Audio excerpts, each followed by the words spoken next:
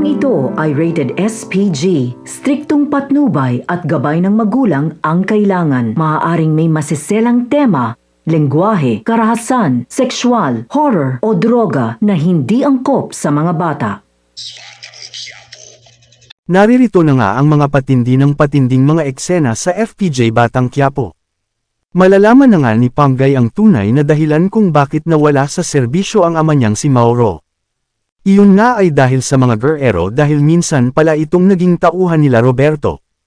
Kung hindi pa nga dumating doon si Tanggol ay hindi pa malalaman ni Panggay ang tunay na dahilan sa likod ng pagkawala ng ama sa pagkapulis at doon din niya nakita na mali ang lahat ng ibinatong panghuhusga ng mga tao sa tatay niya.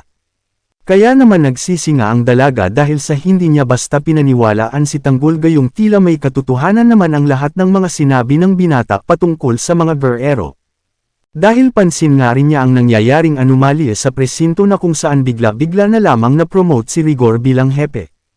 Kaya naman hahabulin nga ni Panggay ang binata upang humingi ng dispensa dito.